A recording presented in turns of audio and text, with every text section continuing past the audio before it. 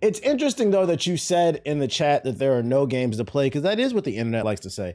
They love to say that there are no games to play, and I say on this stream all the time, that's cap. And we now have more evidence that that's cap, because I have some of the top pre-ordered games of the past month, and we're gonna analyze the data because once again, the gaming community, specifically the PlayStation Nation, is on fraud watch. Now, before we analyze the data and break down once again why these niggas is frauds, friendly reminder, I'm giving away an Alienware gaming laptop, and if you want to win it, exclamation point giveaway in the chat to enter the giveaway. All you gotta do is follow me on Instagram. I'm sponsored by Alienware, and I got a laptop to give away, so if you ever wanted to get into PC gaming, join the giveaway. Exclamation point giveaway in the chat. Follow the link. Do what you gotta do. You got 9 days left to enter this one.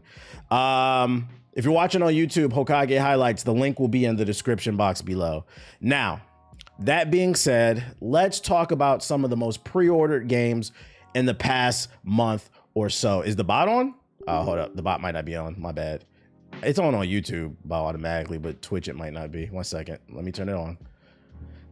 My bad, chat. Come on. Fucking load, bro. Wire back. Yeah, this slow ass wire back. Okay, there you go. Now if you're on Twitch, YouTube it works, but on Twitch it wasn't working because my bot wasn't on. Now if you're in the Twitch chat, you can type exclamation point giveaway if you want to enter. All right, here we go. Let's talk about the data, man. Why is this image not loading all of a sudden? Fucking fix your website. Okay. Charlie Intel posted this on Twitter in regards to Call of Duty, and I found this to be very fascinating because although he was just talking about the pre-orders on PlayStation, the top pre-orders in regards to Call of Duty, if you zoom in, you get some interesting info and some interesting data in the thought process behind the gaming community, man. Charlie Intel says Call of Duty Black Ops 7 is one of the first Call of Duty games to not top the PS5 pre-order charts days after announcement. 3 days after the reveal, the Vault Edition pre-order has currently peaked at only at number 8, both behind both editions of Battlefield 6. So what are people pre-ordering on PlayStation? And keep in mind, usually the numbers are identical on Xbox as well. Let's see here. There's 1, 2, 3, 4, 5, 6. So top 12 games. In the last month, they're being pre-ordered. What do we see here that's interesting? Of the top 12 most pre-ordered games, 4 of those games are held by sports game slots. 2K. The Superstar Edition is the $100 edition is the #1 most pre-ordered game on the PlayStation Store. The $150 edition is the #2 most pre-ordered game. And the base game is the #3. Well, not #3 total, but that's the third one, I mean. Then you also got FIFA right here. Now, Battlefield makes sense, you know. It's been a while since Battlefield came out. That's new, it's fresh, it's hip. Borderlands, it's been a while, so that makes sense. Even the Snake Eater remake, that makes sense, it's been a while. But then I think the most interesting thing about this data that makes me even more disappointed is coming in at the 11th most pre-ordered game on the PlayStation Store right now is Ghost of Yotei. Now, why is this important? The deluxe edition, by the way. The base version isn't even charting, just the deluxe edition. Why is this data important? On this stream, I love to talk about how the average PlayStation nigga loves to sit in Twitter spaces and talk about how Final Fantasy VII is the greatest RPG of all time. They own a PlayStation for the exclusives because they're the best exclusives on the planet. They're mind-boggling, just innovative gameplay. And I said that was a fucking lie. Final Fantasy VII Rebirth, the remake, was on the charts for the first month it came out, and then it fucking fell off the face of the earth, and it's been the same way. Astro Bot won Game of the Year, critical darling. A lot of PlayStation niggas didn't buy it. And once again, we have a pattern of PlayStation niggas not buying PlayStation games. And the craziest part is, you know what's in front of Ghost of Yotei? Gears of War, an Xbox game. The jokes write themselves. Y'all don't buy PlayStation games, y'all buy Xbox games. You niggas are addicted, man. Gears of War, fucking Forza, Sea of Z's, Grounded. It's more niggas right now playing Honey, I Shrunk the Kids, riding around on flying ants, getting stuck in somebody's pineapple juice, than ordering the Ghost of Yote. I pre-ordered. Matter of fact, we're silent. There's no Silent Hill. There's no Silent Hill. What's going on? But I counted 1, 2, 3 versions of 2K on top of PlayStation. Mind you, so many people said they weren't gonna buy this shit. I don't know, man. It kind of goes back to the conversation where dude was talking about on TikTok. I highlighted it like a week or two ago. Dude was saying that casual gamers are not a problem. They're not a big problem in the gaming community. They are. They fucking are. This all goes back to capitalism. Why would 2K improve the game if you put the game in the number 1, 2, and it has a 3rd spot in the top 12 pre-ordered games on PlayStation? Imagine you're a game developer. The game's not done. You open up your analytics and you see, what the fuck? Not only did they pre-order it, but they pre-ordered the $150 edition, and it's the number 2 most pre-ordered game on the fucking network. Battlefield makes kind of sense with the pre-orders, although y'all niggas said y'all wasn't gonna pre-order the shit, so we gotta. But I'm gonna give a slight pass to Battlefield, because Battlefield, at least they gave the beta, and a lot of people enjoyed the beta, including myself. So then people went out and pre-ordered it based off the beta. But the gameplay for 2K just dropped today. And the only people who've played it are content creators, and we know them niggas be lying.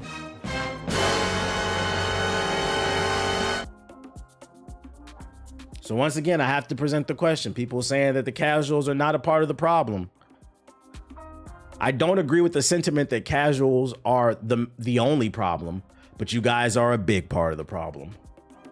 Ghost of Yote's right there, one of the biggest games of the year. And for some reason, 3 versions of 2K26 charted ahead of it, as well as Gears of War. You guys are more excited for a 20-year-old Xbox 360 port than a new open world Japanese samurai ninja game that looks pretty fucking cool. Y'all niggas don't play no games. This is crazy. Shout out to Mikey with the sub. Appreciate it. This is crazy. You can be in your feelings all you want, but this is the data. This is the facts.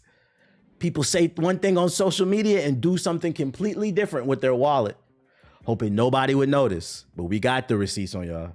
We got the receipts on y'all. So because this holds 3 spots in the top 12 right now, I predict NBA 2K26 is going to break financial records, unfortunately. Also, these are the same people that say gaming is dead. Of the top 12, 4 are sports games. The jokes write themselves. You guys are always, and then hold up. They always say, you guys are always blaming the sports in the Call of Duty and the GTA gamers like we're the problem. Well, let's take a look at the top 12 most pre-ordered games. Sports, Call of Duty. 1, 2, 3, 4, 5. Almost 50% of the top 12 games are y'all. And then shit, Battlefield's another shooter, I'm gonna be honest. Just try something different.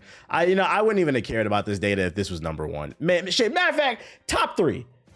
If this was top 3, I wouldn't even be mad. But this shit is almost not even charting. I'd argue it's not charting because it's top 12. Most people are talking about top 10s. This shit is not even cracking the top 10, guys. It's coming in at the 11th spot.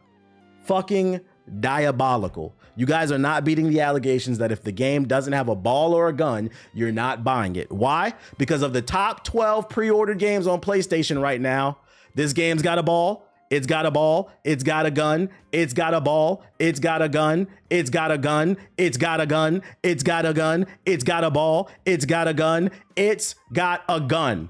Only one of these games doesn't have guns and balls in it. 11 of the 12 most pre-ordered games got guns and balls in it. But I'm making shit up. Okay.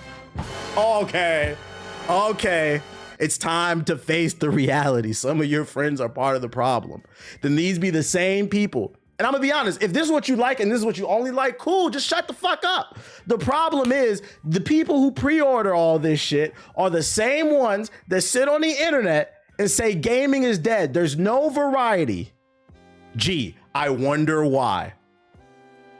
I know some of you guys graduated a GED or something, but in school I was taught data matters. It predicts patterns.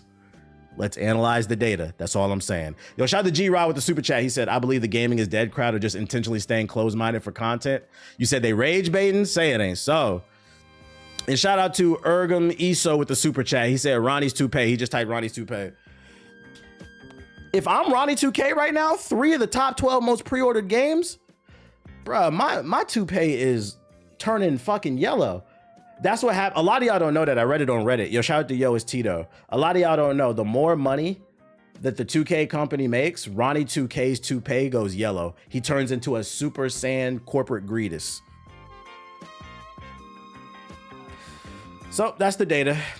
That being said, gameplay for 2K dropped, which is crazy. Going back to the data, perfect segue. This is what y'all's gonna buy anyway. Ronnie's toupee.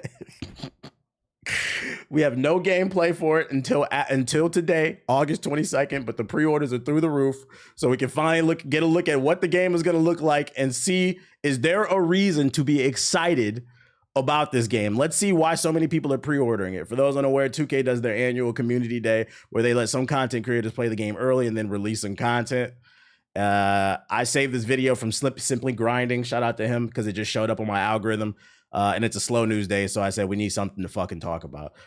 So I'm gonna put this on fucking 1.2, and we finna watch some of this and see if this is mind-blowing, record-breaking worthy content. Shout out to Azami with the sub, appreciate it. 26 early, and today I'm gonna be Toupee rising. 100% honest opinions on everything I liked and everything I didn't. For example, I love that you could actually speed boost out of different dribble moves. Last year, it was basically, if you didn't have Steve Francis, you were cooked. This year, there's definitely more variety. One thing I didn't like is the ball switching hands without me even touching my controller. This made comboing up super annoying, but don't worry, I found out 2K did add a way around this that I will explain later in this video. We're also gonna That's a psychological trick to get you to watch the whole video, by the way. I don't know if you guys know that. Now I'm gonna get to that, Michael. I'm gonna get to that. On all the changes to the dunk meter, rhythm shooting. That green bar looks way bigger than last year. I've been reading that it's gonna be, not reading, but well, yeah, reading. They put it on the website that this year is gonna be much easier to shoot. Judging by that green bar, it looks like it might be. We went from being extremely hard. This might be one of the easiest shooting 2Ks. Dribbling, post scoring, speed boosting, bump steals, and all the brand new features introduced for the very first time in NBA 2K26. Starting with my favorite new addition, quick shot timing. I'm calling it right now, this is going to be the most overpowered addition to shooting we have ever seen. If y'all Shout out to PJ with the super chat. He says super ultra microtransaction instinct going crazy. Yeah, that's what happens when Ronnie's toupee goes super ultra instinct when he sees all the microtransactions. Aren't familiar with quick shot timing, basically it's a feature where if you hold LT before you shoot on a catch and shoot shot, you will drastically increase the speed of your jump shot. Here's a side-by-side comparison so you can hold on, I'm not paying attention. increase the speed of your jump shot. Here's a side-by-side comparison so you can see for yourself just how fast Which one's the quick release, the left or the right? quick shot timing makes your jump shot. I'm assuming it was the left. Oh, it was the right. Okay. I was say because it looked like Clay released his. It was faster. Okay. Now, for the My Team heads watching this video, it might be a little hard to learn 5 different players' jump shots and then also learn 5 different quick shot timing. But for those of y'all that play My Player, aka the Park, Rec, Pro-Am, whatever, I highly suggest you master this feature. Think about how many games you play with your My Player. Hundreds to thousands of games using one singular jump shot. So if you take the time to learn your quick shot timing like it's your actual jump shot, you will quite literally never be contested every time you take a catch and shoot shot. That's a half truth. Keep in mind when these content creators play this shit, they're playing in a controlled environment. They're not playing online. They're playing directly through the console. There is no latency when they're recording this footage. So the shooting felt great. It's like when you play My Career. When I play My Career, I shoot 100,000%. You get out into the park, I don't hit nothing. So take that with a grain of salt. because latency is a thing. Yo, shout out to Soju Queen with the sub and Detarius, appreciate you. Shout out to Jik Jik with the sub as well. I can't stress how important it is that you take this new feature seriously, especially if you're a Yeah, that would be a good feature for all ball. And if you're worried that it looks too hard to time, after 30 minutes of labbing, I was able to green consistently with Brandon Podzimski on Hall of Fame difficulty. Trust me, you will be fine. Now, enough yapping about that, let's cover a feature that I really don't like, which is the brand new lob system. More specifically, we're talking about what I think is an unnecessary change, where whenever you throw or try and catch a lob, the player on the receiving end of the lob will get a random button prompt that they still have the time to complete the alley-oop. If you're a little bit confused, in previous years, all you had to do was throw the lob and you would always click X or square at the appropriate time and you would finish the lob. Easy enough, right? Well, this year, it is no longer going to be always X or square to finish your lobs. Instead, it could be any of the 4 buttons on your controller. So on PlayStation, X, circle, triangle, and square. On Xbox, A, X, Y. So it's just not square anymore. It could be any of the buttons. And B. And the reason I don't like this change is I just feel like it's pointless. It was intended to quote-unquote increase the skill gap in NBA 2K26, but I don't know about y'all, I just don't think that's a skill. I'm not gonna call someone trash for missing a random button prompt, and I will. I actually disagree with that. I'm okay with that change. I will say I half agree with him. I agree that, was it a necessary change? Like, there's more important things I think they can improve in the game. So was it a necessary change? No. But I would counter argument that that does increase the skills gap, because he's saying it doesn't take skill to coordinate pulling off that. But I'm like, that's literally hand and eye coordination.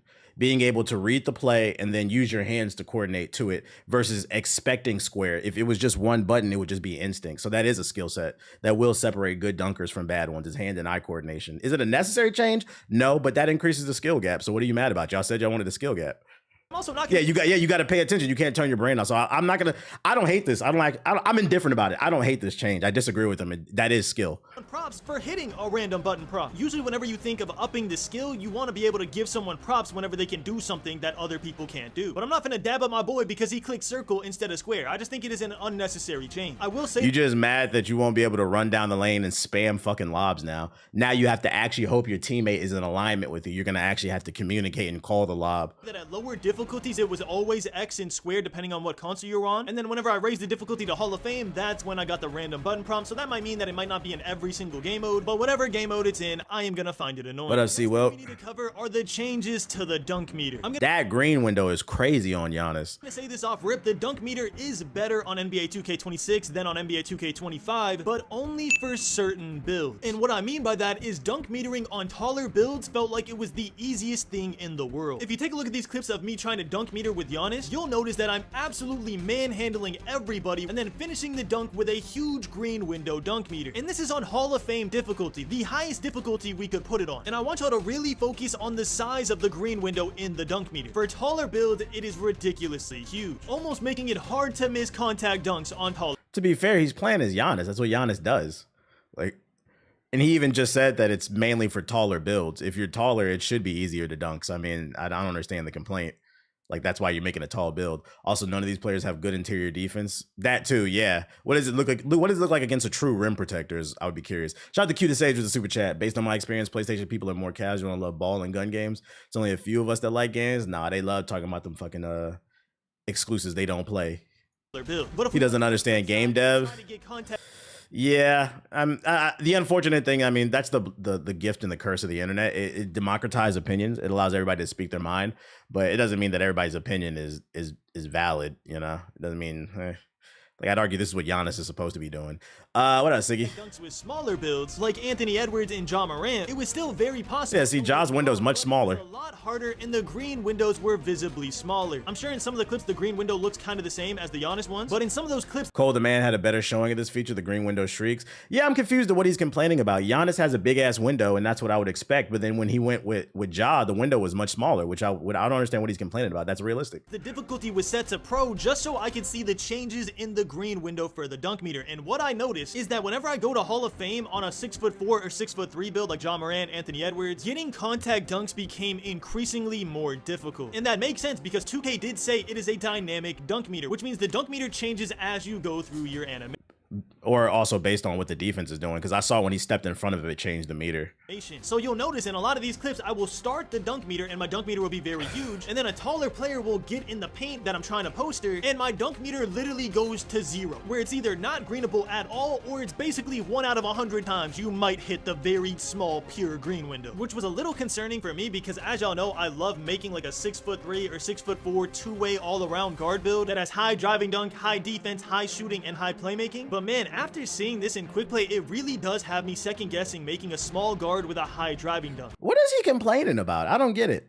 That's realistic. If you are a small guard trying to dunk on a 7-footer, it's going to be a struggle. Yeah, it happens, but it's going to be a struggle. Now, if you're a small guard dunking on a 1, 2, or 3, then the bar is going to be bigger, but I'm confused at what he's complaining about. Like, I'm not gonna lie, this theory about NBA fans don't actually watch basketball, I'm starting to believe it. I don't agree with that. Yo, shout out to Kane Snow with the sub, appreciate it. I might actually save my small guard builds for just shooting and playmaking, and then make my tall guard builds have the high dunking, so I can save attributes, because if I'm not gonna be able to contact dunk consistently, it's gonna— This shit really a hood RPG? That's what we should start calling 2K, a hood RPG. I mean, I've been saying it's an RPG, but yeah, it's a hood RPG, that's funny. The builder for my small guard. It'll have to be something I test out more when the game— Just make Caitlyn Card dunk on everybody, problem solved. A tall guard, I highly recommend that you up your driving dunk. I genuinely believe it is the easiest thing in the world to dunk meter with high driving dunk on a tall guard build. But if you're making a small guard, we're gonna have to wait and see. Don't worry, I'm gonna test it out day 1. So God forbid there's some interior defense.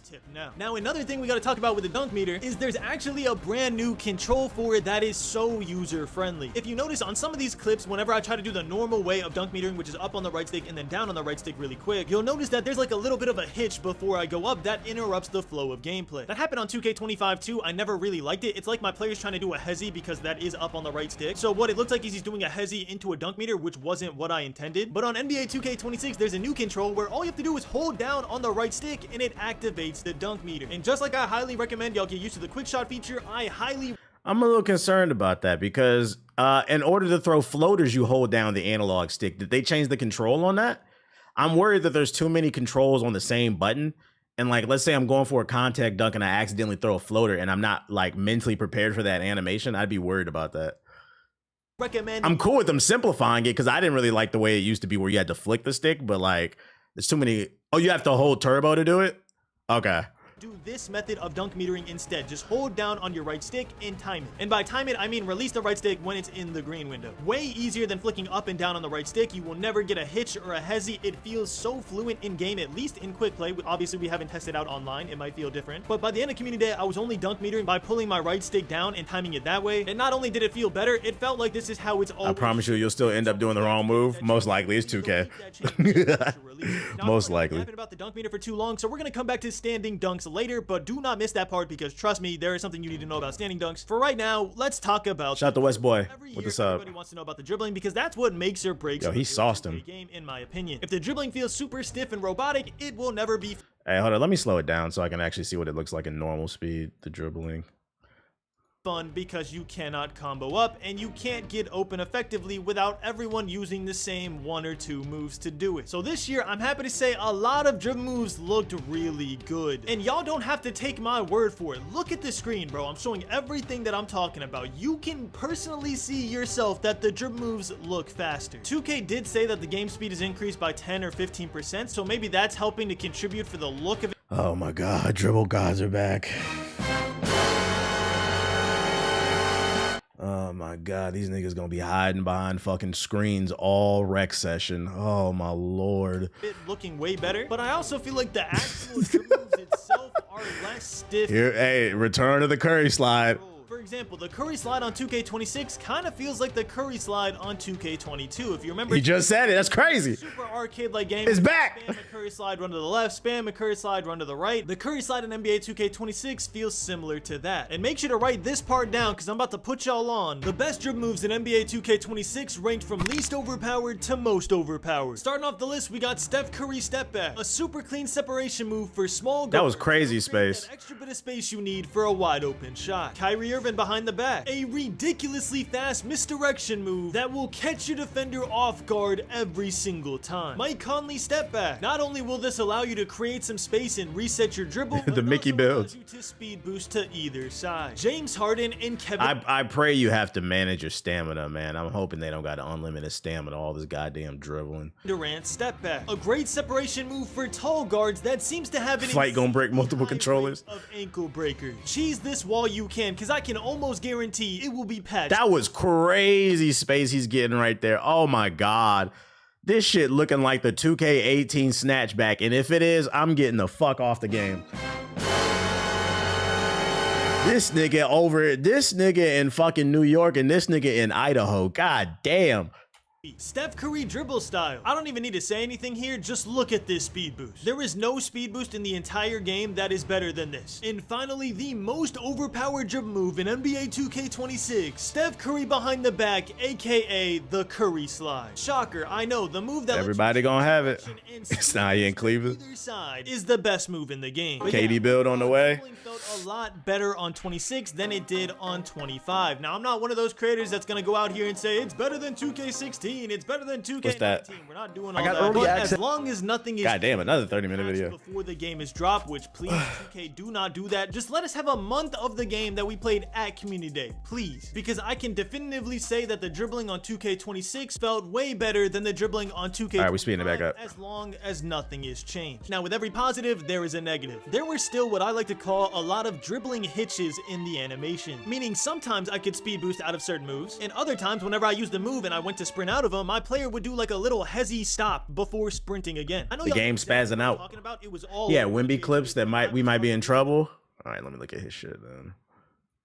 Access to NBA 2K26, and I got y'all with a full gameplay breakdown. In today's video, I'm going to be going over everything, including how fast and shifty dribbling is, the new shooting features like rhythm shooting, and the new no dip feature. So I'm looking at my share of 2K stock. Contact dunks, and of course, yeah, jokes aside, now I think about it since you brought that up, you know, it's concerning that 3 of the top 12 most pre-order games on PlayStation right now are 2K, but at the same time, I am happy that I bought 2K shares a couple months ago, boy. Yo, shit, you guys gonna spend that money, boy. And guys, I'm gonna be giving my full honest opinion on 2K26 for the gameplay. I'm gonna point out things that I really like, point out things that I don't like. So if you guys could do me a favor, leave a like, subscribe, and let's get right into it. All right, so we're gonna be starting off with playmaking, more specifically dribbling and the game speed and quick. Yeah, Borderlands was up there too. Them stocks going up, boy. With a nice I forgot, yeah, Take-Two owns Borderlands as well. So they had like 6 of the top 12 games on that fucking list, boy. Them shares going crazy. Animation. You gotta give it like 6 months though.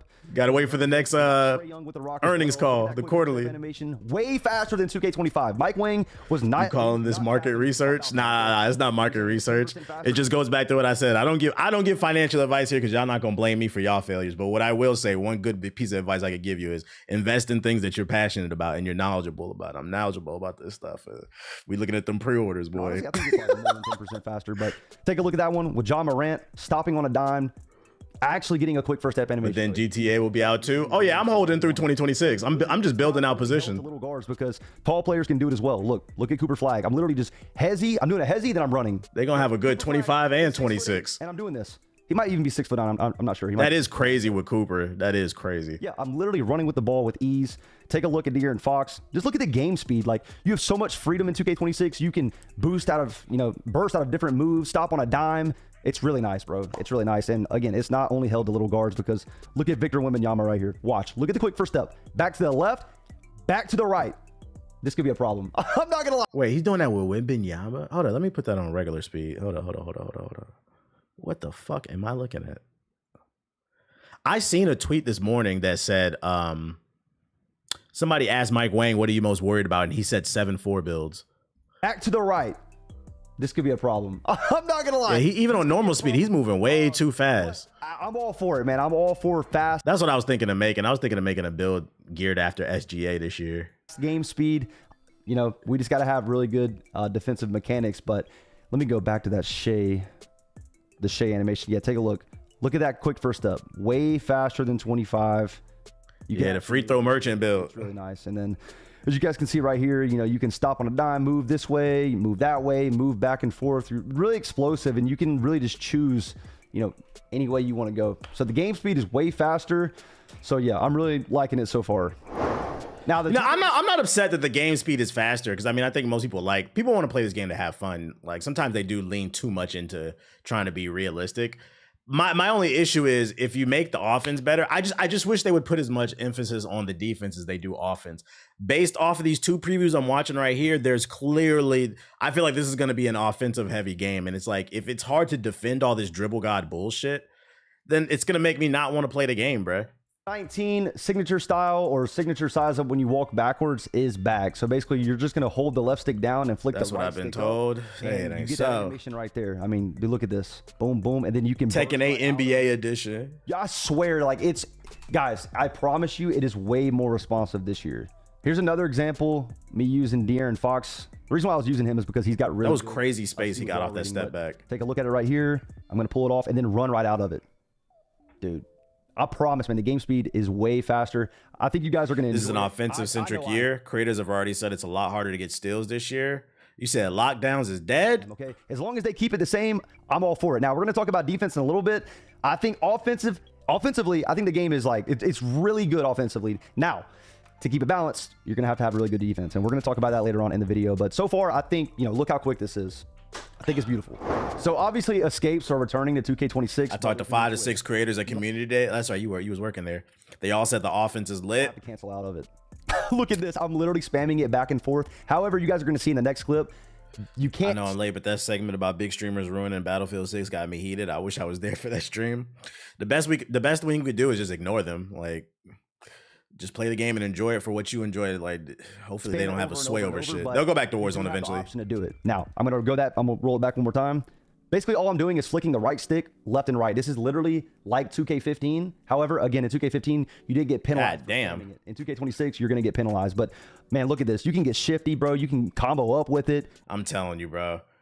This year is gonna be a screening nightmare, bro. Fucking, it's gonna look like TSA out there in the park and in the wreck, the way niggas is getting screened.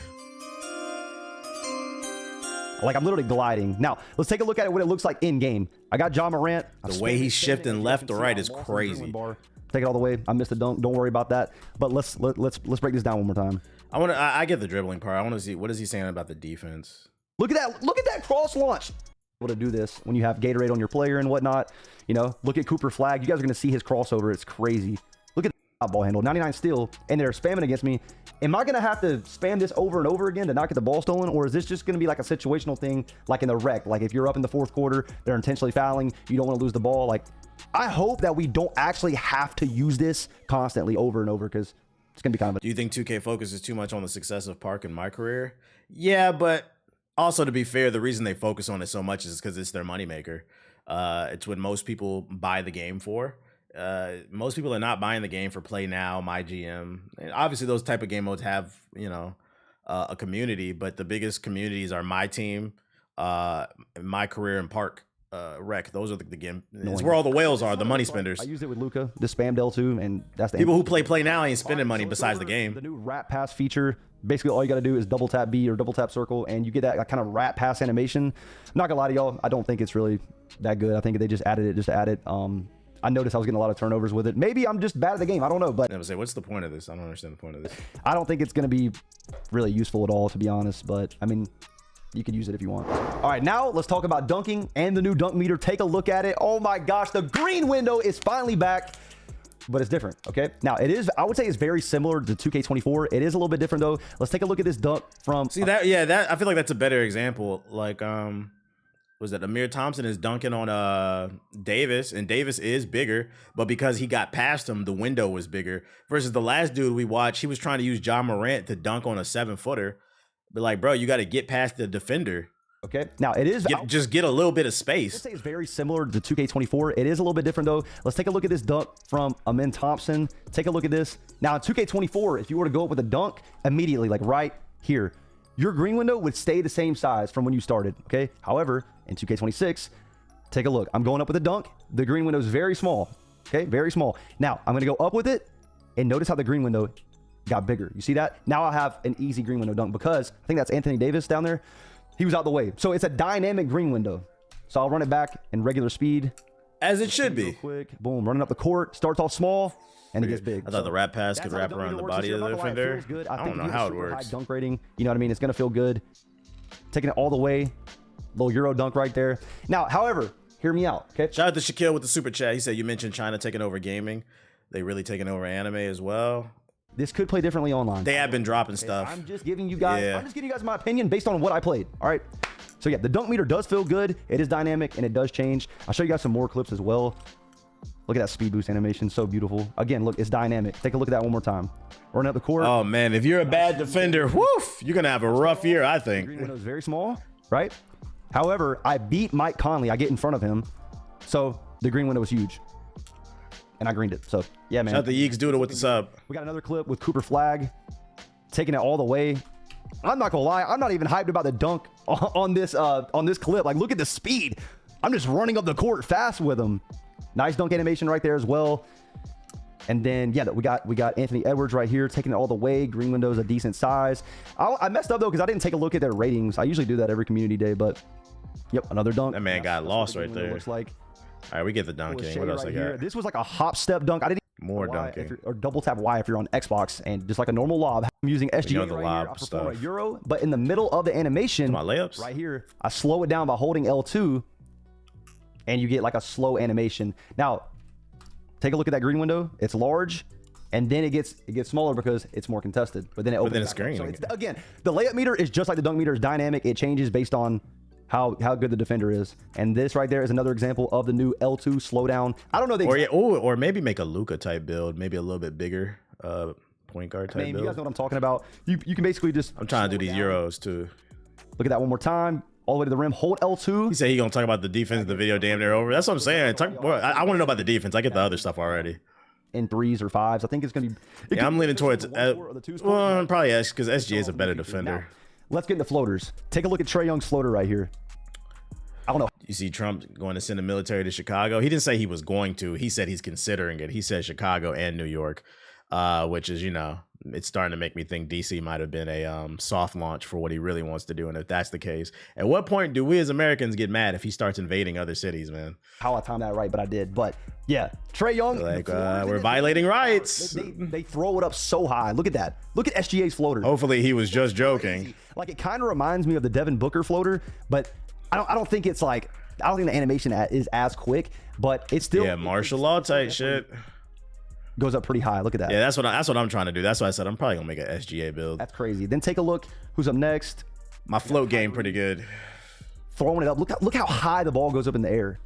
So who knows? I can't give too much information on the builder until tomorrow, but you never know, man. The 99 A lot of help defense will be needed this year. Yeah, people who don't know how to rotate, they gonna get exposed. builds, they might be OP this year, man. You never know, man. Take a look at this one right here. We got Luka taking it all the way. Another floater with Luka. I feel like everyone has a good floater. It seems like everyone that I use that has a high layup rating. And then right here, I'm gonna show you guys the scoop layup animation with SGA. It's pretty clean. Obviously, Trae Young is a smaller defender, so it's not. He's gonna be able to get that up, but I didn't do as many scoop animations as I wanted while I was playing the game, but it's pretty clean. I'm not gonna lie. Right here, I think we got a spin layup. That's All right, we get it, bro. Talk about the defense. how it works, how it feels. However, again, quick stops are not in the game, and that's a big letdown for me. Yo, the fact that this is a 30-minute video and this nigga's just talking offense. God damn. I don't like it, man. I personally just think, you know, Mike Wing should take it out the game. But I think it's going to be in the game, and I just hope it doesn't break the game. Now, 2K fans don't watch basketball. Go-to shots. Take a look at Victor Wembanyama's post. What the fuck was that? God damn. All you got to do is hold the right stick up without R2 and hold L2, and you'll get this animation if you use Victor Wembanyama. That's a crazy animation. Yeah, what you just said in the chat is true. You're going to have good defense because the moment you see his hand flick the ball out like that, somebody needs to rotate over to help. That's a crazy animation. Bro. Yo, this could be insane. I mean, obviously, I'm gonna go ahead and call it right now. Niggas gonna be crying on that 1v1 court. Man, you fucking post court, man, like they do every year, but it's gonna be even worse now. the green window is very small, but I think we could find some like glitchy ones. Maybe you could cancel out of it, speed boost out of it. I don't know, man. I feel like this game is going to be very offensively driven. So, you know, hopefully defense is there. Okay, hopefully defense is there. It has to be. I got one with Kevin Durant. I'm pretty sure this was. You should watch Badge Plug's video. He talks about defense. Fade away. It's looking pretty good. You know, you have an idea where he starts talking about it? Is it the middle, the end, beginning of the video? No, I didn't time this one right, but I think that's his post go-to animation on the op. We get it. Post is overpowered. We get it. That's all. That's every year. I'm getting some basic steals. I lost the ball right there, trying to do a crossover, and I lost it into his hip. You notice in 2K25, you could spam test system. That's really what I want to go over, okay? Now, again, I'm just pointing things out, okay? Look at Kevin Durant. I got the ball. I got takeover. It's a close game. I'm running up the court. How long before the community will want to patch? 1 month. Over Kyrie Irving, and it's open as it should be. Okay, so that's good. Now, however, there are a couple like situations that's the way it should be. Yeah. In this game that I feel like didn't make sense. So take a look at this shot right here. I just don't know how that's 15%. Take a look one more time. Okay, he's talking defense. Anthony Davis. Look when I'm starting the shot. Anthony Davis doesn't even have his hand up. Right. The ball is basically out of my hand. And it's 15%. Yeah, that shouldn't be contested. That was a good shot. That shouldn't be contested. I'm just pointing it out. I'm just showing you guys the contest system. Some niggas might be having the Hall of Fame bailout badge this year. You giving them that long? Yeah, 2 weeks, probably 2 weeks. Again, man, it wasn't like that every single time, but take a look at this. Pulling up, that's 6%. What do you guys think? Should that be 6%? Boom. That means people who got a super quick release are going to be eating this year. 30%. Look, I got Kyrie Irving stopping on a dime, doing a step back. He's pretty far away from me. I don't know. Maybe that is 30%. I'll take that back. That probably is 30%. But yeah, overall defense feels pretty good, man. I mean, I got a lot of body up animations. It's pretty hard to get like lane steals and, you know, pluck steals consistently against AIs. But again, I feel like defense and shooting are just going to be one of those things that we're just not really going to know how they work or how good they are or how bad they are until we play online. We don't really know. That is a fair point, because I mean, against the AI, it has patterns and algorithms, so you can figure out how to manipulate it. We really, unfortunately, won't know how good the defense is until we get a lot of data on people playing one another. However, you know, we got a chance to look at the dunk meter, see how it feels. Let me see. You said Badge Plug was talking about the defense. Badge Plug. God damn, this motherfucker dropped a 3-hour video. Which one? Hey, which video are you talking about, bro? This one? Now the you other guys one. get to see why I was so excited in the past few videos, man, because I've seen that dribbling is back on 2K. So everybody's talking about offense. We still have like 7 days of early access, which I told you guys is basically is this one? the middle Okay. of the game.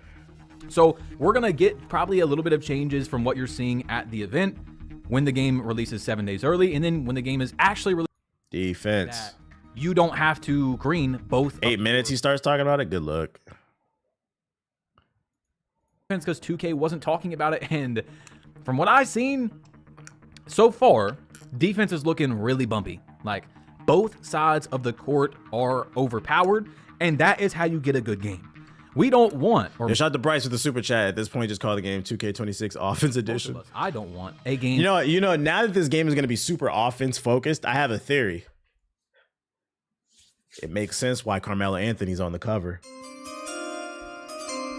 That nigga didn't play no defense. Ain't gonna be no defense in this game. Where offense is just so good and defense can't do anything about it. No, make both sides very good, like 2K19, for example, and may the best man win, right? May the best user input win. And bumps are looking crazy. Joe Knows had a video where he was playing Honey Nut Cheerios. Sunset Beach Park. Okay, so you guys are going to see lane steals right here as well. But he was playing in the new Sunset Beach Park with the My Team players. And yeah, Caitlin interception twice. LeBron with like a full head of steam basically got bumped and stopped. Now, obviously that's a bit extreme. Apparently the My Team cards go off their ratings and stuff. But I'm just saying, like, Caitlin Clark was able to bump up LeBron. I think the defense is going to be okay. You know what I'm saying? At the moment, we still have not seen very much user versus user gameplay. And that's what tomorrow is going to help us with, also with the signature styles and stuff. But once we get into seeing the park, there's no Steve Francis, by the way. That's good to know. The stats are going to be the most important thing. It still doesn't change the fact that, like, in My Team, now that the ladies are playing, there's still a height issue.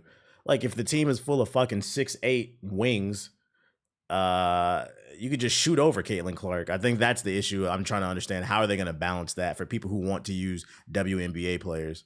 At least it's not under Steve Francis's name. The De'Aaron Fox cross is in the game, but creators said that it was locked in the builder, so they're not able to get it, meaning it's probably going to be at like how starter for the unless they're going to get an invisible force field of defense. Here's paint defense.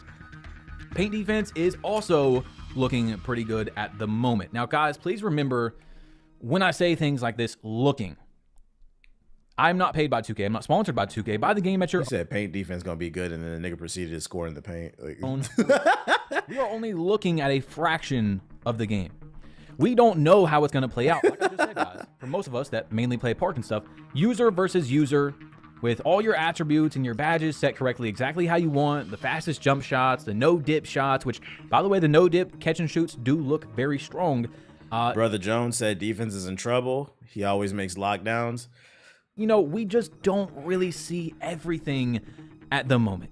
So I'm only going off. It's hard. I ain't gonna lie. Like, in terms of other content creators, it's hard to judge. It's hard to judge and trust any 2K content creator because, like, obviously not everybody, but you know, average 2K niggas IQ's a little bit lower than average, so it's like, you know, like man said earlier, oh, it's not a skills gap if we make it harder for the alley oop. That's hand and eye coordination. That's literally a skill. What are you talking about, bro? Like, how it looks right now, the dribbling. I don't. Basically, what I'm trying to say is I don't know who to trust. Fluid. One person saying it's good, one person saying it's bad. I don't know. Of people spamming in the 2KU where there's no stamina. All right, so stamina being included is going to be a huge factor. No defender in front of them. So although dribbling looks very, very good, like insane, kind of overpowered. That was a crazy green window. No stamina, no dribbler, no defender in front of them, all that type of stuff. Now, Joe Knows even did a interview with Mike Wang where he said he wants every playstyle to be overpowered. And we also have a few other things, right? They taking the Marvel Rivals approach. Talking about, you know, the game being actually no RNG, and it has a pure green window, except buzzer beaters and half-court heaves. All right, buzzer beaters and half-court heaves. He said he was a little bit worried about 7'4" builds, the standing dunks and stuff. So we'll see when the game comes out. The Kobe jab step is back in the game. If you guys remember in 2K24, it was a literal exploit to Kobe jab step under the paint, and then you would basically, it would knock the defender out of the way. There was no way to combat that, and you would have a huge, like, wide open standing dunk meter. I didn't even know that. 2K niggas swear they not nerds. All right, guys, if you equip the Kobe jab step, you'll get an animation that bumps them back all the way to the other side of the court. From there, you'll get a wide open shot. I didn't even know that. How did you know that? Like, that's such nerd shit. Even though there was a defender just there, but the defender gets thrown. But it only works with the Kobe. If you do the Trae Young jab step, it's not going to work. So the standing, yeah, the hood RPG and all that. But if you know, if you're able to Kobe jab step, that's going to be a 2K24 standing dunk issue. That's funny. Not Boulder's Gate, Baller's Gate 3. That's like fucking funny. Before. Oh so shit! Everything that we seen today on stream, I pretty much broke all the most important stuff down to you guys. I mean, I showed you Wimby doing all that crazy stuff. You seen the post hooks from the 3-point line, how fluid the dribbling looks, paint defense, bumps, all that type of stuff. So, like I said, guys, take everything with a. We need live back. We need it back. Do not have the game at the moment. All right, so 2 people said and 2 people said it's cool. We'll see when the game come out. I ain't paying for it anyway. That's the only thing that matter. I got the plug. I ain't paying for this shit. That's a first look at 2K. If you want to look at some more gameplay, I mean, just go on YouTube. There's a million different content creators. Everybody who's at the creator day, the community day, are uploading videos. So if you want to see different opinions and shit like that, post hook from three is nasty. If you play 2K, try Path of Exile. Path of 2K, bruh. Path of 2K. Other news I got for you. Reviews for Metal Gear Solid have dropped. Metal Gear Solid Delta. I know a lot of you guys were looking forward to that. I'm seeing some 5 out of 5, some 10s, some 9.5, some 9s, 8s, a few 7s, 4 out of 5s. Currently it's sitting at an 86 overall Metacritic, meaning it's one of the better games of this year, which I'm not surprised because I already played it. I knew it was a good game. I could tell within like an hour of playing it. I got to play it for like, it was like 6 to 8 hours. I got to play all day. I uploaded my own video, first impressions on Hokage highlights. So yeah. It shouldn't surprise anybody because this game is considered a classic. It's a remake of a classic. It already had the blueprint there. It would be kind of hard to fuck this up. But if you want to hear more in-depth thoughts from me, go to Hokage Highlights. I uploaded a video there. What did surprise me though, and I'm glad I was careful with my words. In my video, I mentioned I played the PC version. I played the PC version of Delta and it ran buttery smooth. I didn't have any issues with it. And I said in my video, because the PC version ran smooth, mind you, I recorded this video like a couple weeks ago. So when I played it, I said because it ran smooth butter on PC, I was like, I'm gonna assume it's gonna run good on console, but I didn't know because I'm glad I didn't say it is going to run. I just said I think it's gonna run. It isn't, apparently. Apparently the best version is the PC because this game is running on Unreal Engine 5, which is a woke engine according to Twitter that runs like dog shit. So major warning, if you're planning on playing Metal Gear Solid Delta, the game runs terribly on the PS5 and the Xbox Series X, rendering at 720p to 1080p at 30 to 50 FPS in performance mode. The PS5 Pro somehow runs worse and looks blurrier despite using the upscaling shit. So let's see. Barrels all conspire to tank that frame rate during combat, and we're more realistically operating at between 30 to 50 FPS. I've taken the more run and gun approach in this case. Yeah, you can see the frame rate dropping. This does sound unfortunate, man. VRR window on PS5. In comparing the two, I'm sure they'll patch it, but you probably want to wait to get it on console. Directly with a matched route, PC gamers up. Is enjoying up to a +7 FPS advantage over pro hardware. Every segment of the jungle, it seems, takes preference to the lower LOD and GI settings of base PS5's performance. Interesting. Matter of fact, I'm gonna go ahead and update that video just so people, I don't want nobody thinking I'm spreading misinformation or some shit like that. All right, hold on, let me switch my account real quick. Let's go Kage highlights, then go view channel. My name's the Black Okage, aka. Let's go here. This is the video if you want to look at it, if you want to hear my thoughts on the game. Let's see, update. Console version is reported to run like butt. I unaware. I played on PC. PC for the win. Boom, I'm gonna pin that right there so then people can see that. Boom. All right, that way people, if you come to the video, you can see that it's updated. It's like the Arkham Knight release, but in reverse. Yeah, I was generally shocked because usually when the PC version runs good, that means the console version is gonna run good because it's easier to optimize for console. I don't know how they fucked that up on console, bro. I do not know. It'd be interesting to see what happens when more people get their hands on it.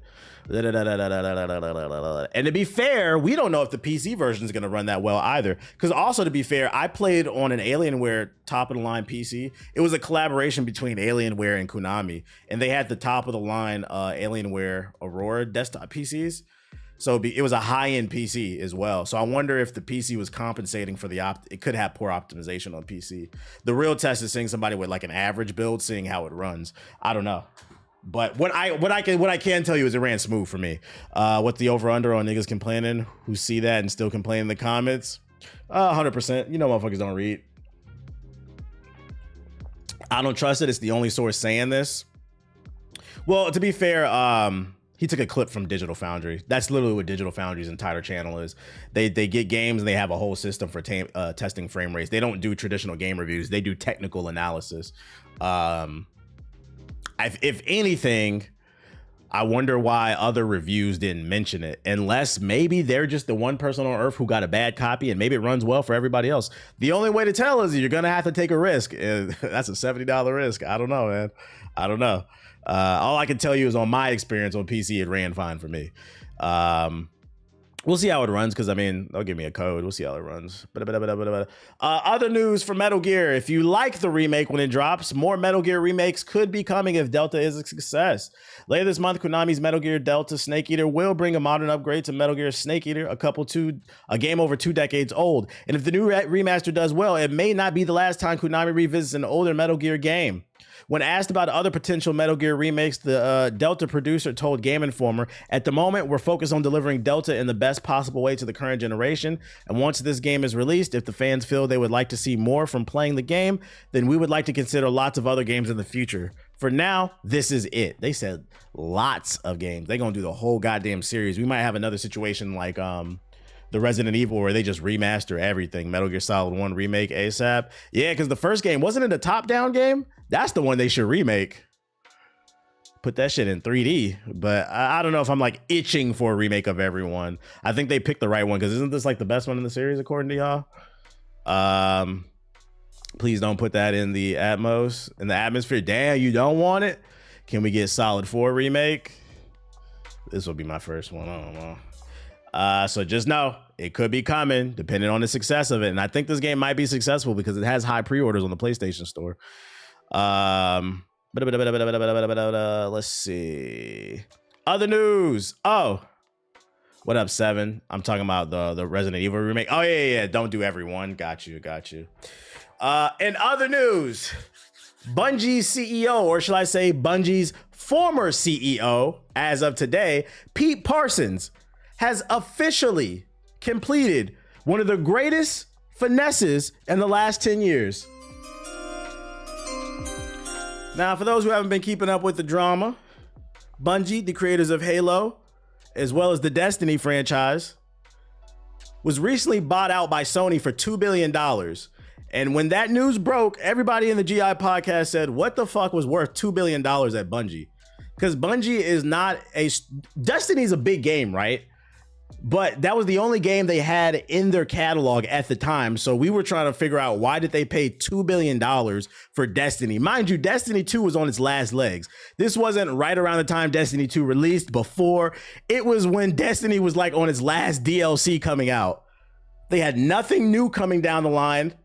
And then eventually they announced Marathon, which turned out to be ass. But the point being is, it wasn't like when Microsoft bought Activision and you get all these IPs like Call of Duty, Spyro, and Crash, and Tony Hawk. Or you get a big portfolio of games that they paid billions for. You got a portfolio of one game that was already dying. So then news broke later, months later, that Sony got finessed. If you missed this story, it turns out that the CEO of Bungie lied. And to be fair, it's Sony's fault for not doing an audit. Before Sony purchased Bungie, Sony just operated on good faith. Hey, we see what you got going there with Destiny 2. You said you're working on another game called Marathon. We're going to trust you because you're Bungie. Instead of opening up the books and seeing what their sales were looking like, Sony got finessed because apparently their finances weren't that great. And to make matters worse, the CEO was pocketing a lot of the profits. And this nigga was reported to have over 20 luxury cars alone. And here we are, August 22nd, 2025, and Pete Parsons, the CEO of Bungie, has announced after finessing Sony and releasing that shitty Marathon beta, he will be stepping down. The finesse is complete, ladies and gentlemen. That's real long. Until recently, Bungie's next game, Marathon, was slated to be released in September, but the game was delayed indefinitely in June amid reports that Bungie will lose its independence by fully integrating into PlayStation Studios. That's right. The response was so bad to Marathon that Sony said they are going to be overseeing Bungie. You're not allowed to operate independently, okay? We're going to be watching what the fuck you're doing, especially at the Concord. We paid $2 billion for you. We need our money back. Now, Bungie CEO Pete Parsons has announced his departure from the studio after over 2 decades. Parsons joined Bungie in 2002 and served as the COO before being promoted to the CEO in early 2016. In a statement shared on Bungie's official website, Bungie called his stint on top of the company the honor of a lifetime and added that he is deeply proud of the worlds we built together and the millions of players who call them home. Before closing his statement, Parsons announced that the Chief Development Officer, Justin Truman, will be the new lead for Bungie. He also endorsed Truman as his successor. Bungie about to be making The Last of Us 2.5 times charted now. I have worked alongside Justin for many years, said Parsons. His passion for our games, our team, and our players is unmatched. As a leader in engineering, production, and design, and most recently a general manager for Destiny 2 and our chief development officer, he has been instrumental in bringing in some of the most memorable moments in Bungie's history to life. He lives and breathes this studio, and I have full confidence that he's the right person to lead Bungie forward. So this nigga finessed Sony. Mind you, this was only like a year or two ago, right, that they bought Sony? Why is he capping so hard? That's what I'm saying. This is what makes it funny. Sony just bought Bungie. They have not put out a game under the Sony umbrella yet. Marathon has not arrived. And to be honest, it's not looking good for Marathon, okay? I'm about 80% sure that game is DOA. He's only been CEO since 2016.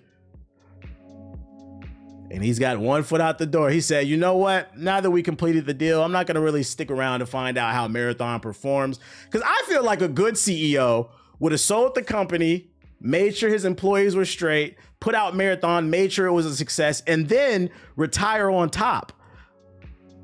Y'all don't find that suspicious that this nigga wants to retire after selling the company for $2 billion while the game has not even out yet. Don't you find that suspicious? It's almost as if he doesn't have faith in the game. Because my thing is, if you're about to put out a great AAA product, you should go out on top. You'll get an increase. You'll get a pay raise, right?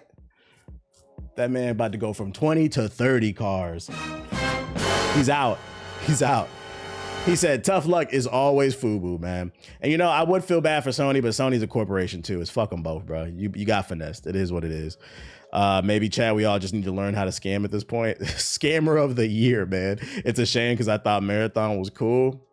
Hopefully the game is good, but I mean, they delayed it indefinitely because they don't have no confidence in that shit. That's not a good sign. Yeah, it's just this, him stepping down at this time is hella sus. It's hella sus. We'll be keeping an eye on the story. Marathon, I'll tell you this much. Remember where you heard it here first. If Marathon ends up being ass, I will say it is not a coincidence. Because right now, we don't have any evidence. It could just be a coincidence. Maybe he's older. Maybe he's ready to step down. But when Marathon comes out, if that shit gets bad reviews, people are just shitting on it in general, I'm going to say he stepped down to avoid being blamed for the disaster that is Marathon. We're going to see how this one plays out. We'll see. We'll see. You said ends up LOL. You have no faith in Marathon. None. You saw the dude dying on Kick? Nah, that's not on my algorithm, nigga. What is on my algorithm is Marvel Rivals developers hit back at the engagement-based matchmaking allegations. And they said, we do not have fucking engagement-based matchmaking. Get off our fucking dicks. Matchmaking is a hot topic in any PvP game. Even among some of the most popular, debates rage on about unfair matchups. It's easy to understand why. There's nothing worse than logging on for a ranked session and finding out the other team stacked with players far better than you.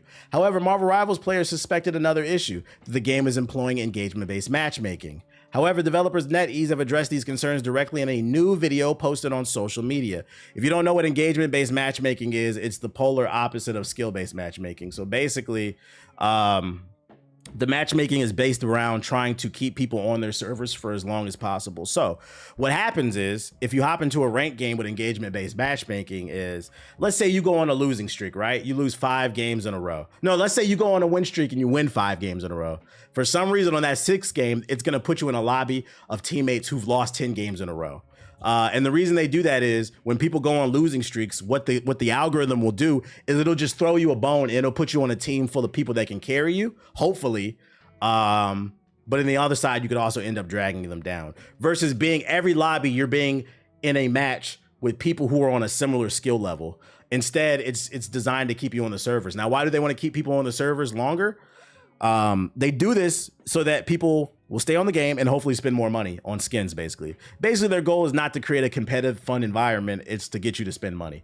That's what engagement-based matchmaking is. So if you ever played ranked in Marvel Rivals and you felt like, man, why do I keep getting all these bad fucking teammates? It's probably because you're playing too good. And then if you ever been on Marvel Rivals and you thought to yourself, man, why do I keep getting all these fucking demons on my team? It's probably because you fucking suck. You just went on a 5-game losing streak, so it gave you an Obama bailout. For those of you who don't know, well, I just explained it.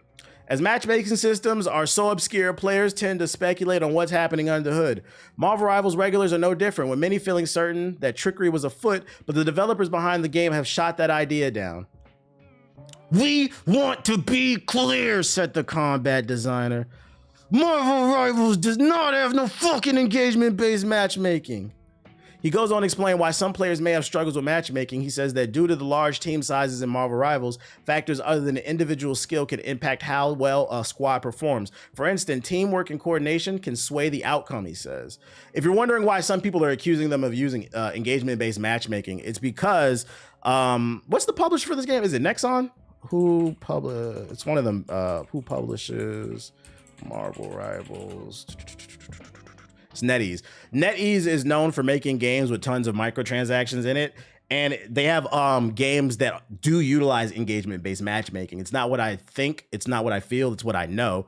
They released the documents, they put videos on YouTube talking about it. It's how they keep people on the server. So the reason this theory of Marvel Rivals has engagement-based matchmaking in their algorithm, it comes from the fact that other NetEase games have it already, so why wouldn't they use it in this game? And then I think it's universally agreed. I mean, I haven't played since season 1, but I stopped playing Marvel Rivals for 2 reasons. I was tired of the toxic community, and I was tired of the fact that I would go on a 5-game win streak, and then I would go on a 4-game losing streak because I would get the worst teammates I'd ever seen known to man, to the point where you thought it was bots. And then I started seeing videos about engagement-based matchmaking. I don't like that shit.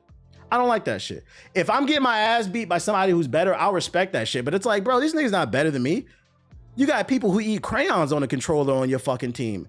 Who got, and it's a lot of people who got carried in rank too. There's a lot of people who will play with their friends who real demons. They grandmaster or higher. They get carried up to platinum or higher. Then their friend can't get on the game, but they end up on your team and they're bringing the team down. They're really a bronze level player and they're on your team in fucking diamond lobbies.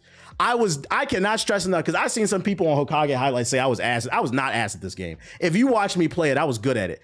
I was about 1 or 2 games away from hitting Grandmaster. I was Diamond 1. I went on the most diabolical slide known to man. I went from 1 game away. I was so close to Grandmaster. My lobby was full of Grandmasters. I was 1 game away from Grandmaster. I went from Diamond 1 all the way down to fucking Plat. Because it just kept giving me the worst teammate. I couldn't believe it, bro. I said, that's enough. My mental health, I can't do it, man. I can't do it. It was hard to do. So I'm not gonna lie. I know he says it's not in the game. I call cap. I'm not even trying to be facetious when I say this. I've never played a game like Marvel Rivals where I got my ass beat so much. Like my scout pushed in so much in such a lopsided manner. In Marvel Rivals, you were either dunking a team or you were getting dunked. And to me, that always made the matchmaking suspicious. I play a lot of multiplayer. I mean, y'all see me play Battlefield, right? I'm pretty decent Battlefield player when I'm playing with my friends. Get on this game and like, bro, it was so many games you couldn't even get out of the fucking spawn point because these idiots wouldn't want to switch characters to somebody who was more beneficial to the team. Yeah, I was rage queuing. Yo, shout out to RNO with the $10 super chat. That happened to me on League when I hit Master. That's why I quit. So I'm not gonna lie. I don't have any evidence. Usually I'm data backed. So this is me just pushing an agenda. Y'all know I like to be honest. He says there's no engagement-based matchmaking, but I gotta call cap. I think it's in the game. There are documents online that other NetEase games use engagement-based matchmaking. And you're telling me NetEase's biggest game in their portfolio, their biggest moneymaker, doesn't use engagement-based matchmaking? The algorithm designed to keep you on the game by giving you a pat on the back when you're playing like shit so that you'll eventually spend more money. Because that's what it is, right? To simplify it, engagement-based matchmaking is everybody gets a trophy personified. Instead of get good, oh, you lost 7 games, here's a free game, pussy. I hate that shit, man. Cap. Yeah, it's corporate propaganda. You're here to nickel and dime us. I don't want to hear that shit. He said, shut up and buy them beach skins. In other news, Battlefield 6 developer DICE confirms big changes are coming to player movement, especially horizontal speed. DICE has outlined what it's learned and what is changing following the open beta test for BF6. With tens of thousands connecting to Discord to play together, over 600,000 hours were streamed and over 30 million hours watched. The Battlefield team said it would like to take a moment to look back at the recent open beta to share our key learnings and in-game changes we're making based on feedback and in-game data, including tweaks to weapons, movements, maps, modes, player counts, and playlist options. Nerf the shotgun. Perhaps one of the biggest complaints from players was around movement mechanics, particularly the movement speed and moving out of a slide into a jump. DICE says it's now adjusting this to create a more balanced and traditional Battlefield experience. Really? Do y'all agree with that statement? I feel like the movement was fine. It didn't bother me. I'm not gonna lie, this feedback sounds like it's coming from Call of Duty players. You're not supposed to be jumping and sliding everywhere. It's not Call of Duty. Momentum, especially horizontal speed, carried from a slide into a jump has been reduced, the team wrote. There's now a greater penalty for consecutive jumps, which lowers jump height when jumps are spammed. Oh, so they're making it less Call of Duty. Firing while jumping or sliding will result in increased inaccuracy. These changes are designed to make the sliding and jumping more situational, so they're no longer ideal options for engaging in gunfights and will contribute to gunplay pace that rewards skillful movement without becoming too fast or unpredictable. Translation, you niggas need to play with your fucking team more. I'm not mad at that. Niggas were doing the Apex Legends super jump and flying across the map. Maybe I didn't play enough to see it, but I'm not mad at this. Parachute physics have been retuned with reduced initial acceleration when opening the parachute and for more controlled aerial movement. The team was also keen for you to know that it's heard your strong feedback about larger scale maps and says that while the open beta internally featured smaller, more fast-paced maps, larger scale maps are already part of our package, delivering action-packed gameplay and memorable, unique moments for every player. As Battlefield Labs continues, that's the closed test available to select players who signed in the NDA. It'll introduce 2 new multiplayer maps, one in Merak Valley and the other a remake of a fan favorite from Battlefield 3, Operation Firestorm. These 2 maps include the full complement of vehicles like Liberation Peak, along with other vast space combat and blah, blah, blah. Of course, the studio is looking at feedback on modes too. Noting the conversation we observed, we weren't just about the player count, but also about how maps play and the tactical experience they offer. Can I just say shout out to the dev team? This was an actual beta because the game doesn't come out until October. They still have enough time to make some changes to the game. And it looks like they're going to make some changes to the game, unlike Call of Duty. For those unaware, Rush was initially known as Gold Rush and Bad Company, where matches typically range from 12v12 to 16 versus 16. We've experimented with larger player counts over the years, such as 64 and even 128. While these matches create intense, fast-paced moments, they also led to issues: overwhelming defenses, stalled front lines, and too many games ending in the first sector, Dice explained. Rush is especially sensitive to higher player counts due to its tactical and strategical requirements. When a player tries to arm the MCOM while more than 20 opponents are defending, the intended gameplay becomes less tangible. Based on feedback throughout recent titles, we're lowering the player count for Rush to improve the flow of combat and restore the tactical, methodical experience that defines the mode. Translation, we're trying to make it to where somebody can actually win. We can't have too many people on the map. Those who enjoy large-scale Rush, however, will still be able to experiment with different player counts via the portal from launch. Finding the right balance is an ongoing process as everyone gets familiar with map sizes, lanes, and combat spaces, the team added. For now, we found the 8v8 provides a solid starting point for small-scale, fast-paced modes like Team Deathmatch, Squad, Domination, and King of the Hill. So COD had it right with the 12v12 max? I don't know. With insights gathered during the open beta play sessions, we will be introducing in-game adjustments in the upcoming Battlefield Labs event. Stay tuned for progress updates and future opportunities to get involved, the team concluded. Lastly, thanks again for joining the beta, and thanks for the feedback. Shout out to them for actually taking feedback. How are we feeling about these changes? I mean, to me on paper, they sound good, but until we actually try them, I don't know. My problem is we ain't seen nothing about that shotgun. They said they're making changes to the weapons, so maybe in the full game, but I'd prefer y'all say something about that. It's not a shotgun, that shit is a sniper. I think a 2v200 mode would be stupid but fun if the map was designed for it. At that point, you want to play Planet Side too. Sounds fine to me though. Let me go into the sub box. I doubt there's much, but let me switch my account. If you're watching on YouTube, hit the like button. Go on to the Black Hokage. Yeah, play Planet Side. Sorry to Cedric with the sub. Appreciate it. New JG video. Official My Career. We already saw that. Deep Dish Dungeon. Deep Dish Dungeon. Dice said shotgun is already resolved in a different build. Oh, they did fix it? Good, good. Sonic Crossworld's official animated teaser. What? Let's see. God's Death and Reapers official reveal trailer. Starbyte's announcement trailer. Excuse me. More sounds. Run. Record of Ragnarok season 3. When did the other 2 seasons drop? The shotgun in Battlefield 6 is equivalent to the shield in Call of Duty for the kills. Bullshit. It's fucking bullshit. Happy Friday, happy Friday. What y'all plans for the weekend? Mountain Blade 2. I care about that. Robo Frenzy, guys. We got some Robo Frenzy. I think that's all that is interesting. I don't care about Borderlands 2. Where the Wind Meets official PS5. Oh, official PS5 trailers. That's from yesterday. New Fallout 76 content. Sweet. Naruto to Boruto Shinobi Strikers official. This game is still getting content? Oh, look, Lost Soul Aside official PC trailer. Which one of you nut ass niggas is still playing Naruto to Boruto Shinobi Strikers? What the hell? This Xbox 360 ass game. This is why the anime community deserves less. いいかもだ。ストックを増やすことができそうだな。俺は不死身だ。Please check the comments. Still fighting on the same map. This is the same map from like 2015, bro. You know the crazy part is it's really somebody on Twitter. No, not even Twitter. They on fucking meta threads talking about, yeah, I'm top 5 ranked in the world of Naruto, Boruto, fucking Shinobi Strikers. Yeah, because there's only 10 players, bro. You don't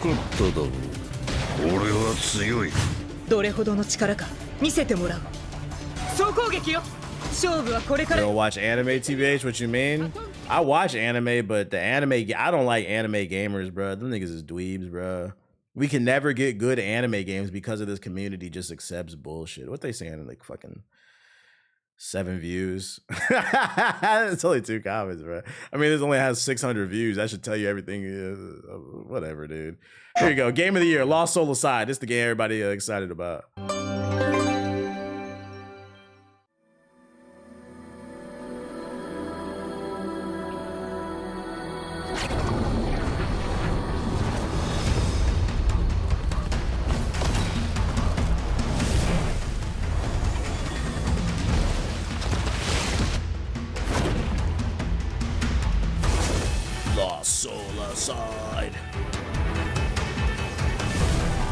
Advanced ray tracing. Who's ready to blow their PC up? You pre-ordered.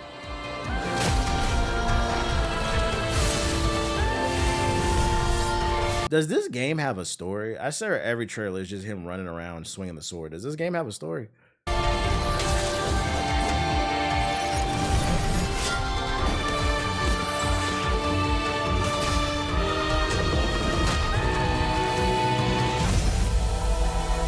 Available the 29th next week. PC, PS5. Get your pre-order bonuses. I'm sure it does, but who cares though? I'm still waiting on reviews. Like I can't put my finger on it. Something's just off about this game to me. I don't. Maybe I'm being a hater, but I just know a 6 out of 10 when I can smell one, a 5 or a 6. Something reeks of a 6 to me. I don't know why. And there's too many games out right now. I've been playing the new Prince of Persia roguelike. It's pretty fun. I feel like nobody's talking about that one. That game, unfortunately, released at like when it's a lot of just too many games coming out. Yeah, a Forsaken out of 10, bro. What's worse, Pink Eye or this? Oh, Pink Eye is definitely worse. Bro, what in the PSP is this?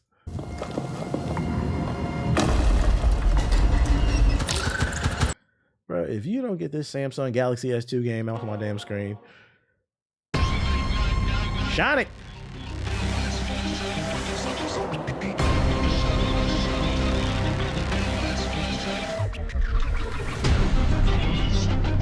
Said a Zune game. That shit is a Zune exclusive. This is Shadow Story. Maria, I'm coming for you. Why he landed with his arms crossed.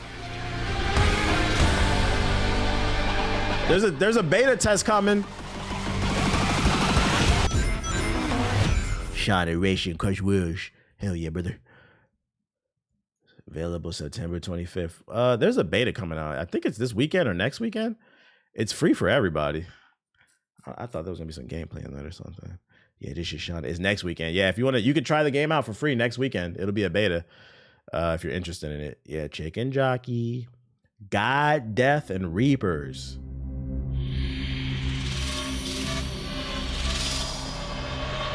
Have you heard the new Raekwon album? Yeah, it's okay. I seen Ghostface drop the new album too. I heard it's alright. I gotta listen to that. Dead. Not what you imagined, I'm sure. The afterlife you expected is no more. I require talented individuals to taking us back to 09 with Kid Cudi. Everybody dropping. Such as you. Join me, or become one of time's many forgotten.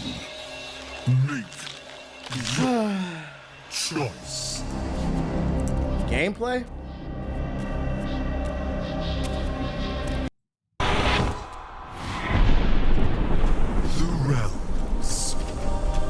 The gods slain are fraught with danger. The Diablo clone? For you, of course.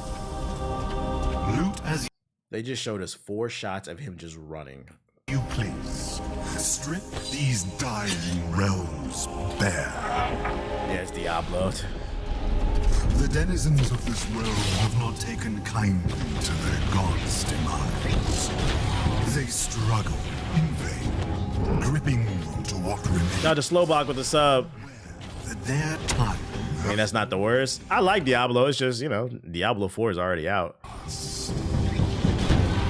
Like, I really need trailers to focus on what separates yourself. Like, you can be inspired by something, but like this trailer is not showing me anything that separates itself from Diablo or hell, even Torchlight. Care not what you do to each other, so long as you return. Even if it's just 1 or 2 features, that's all it really takes. You don't have to be revolutionary. You can be evolutionary, and like it's not. I'm not gonna say this looks bad. It's just like, yeah, it's not for me. It's not for me. Path of Exile, even Path of Exile Junior, Starbite. Bro, what's up with today? All these blurry ass a 720p trailer. This is a PS Vita exclusive. This is hurting my eyes. Appreciate it, Gihas. Did you ever try Path of the Goddess? Nah, what's that? Is that a Gooner game?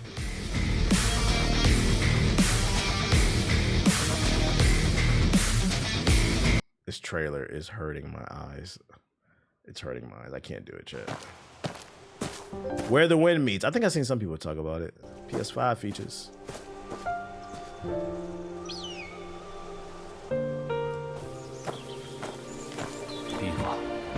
4K resolution.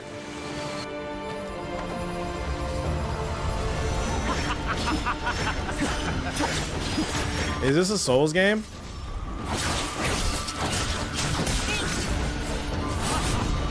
No.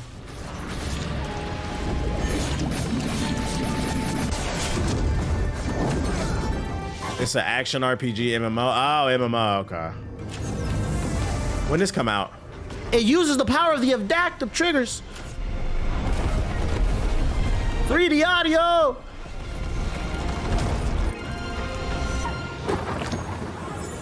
He said another Woo game. Chill, bro. Chill. November 14th. Oof. This doesn't look bad, but that's a bad time for me. It's too many games, bro. November 14th. I don't know, man. It looked okay, though. It looked okay. Is there anything else? I don't think there's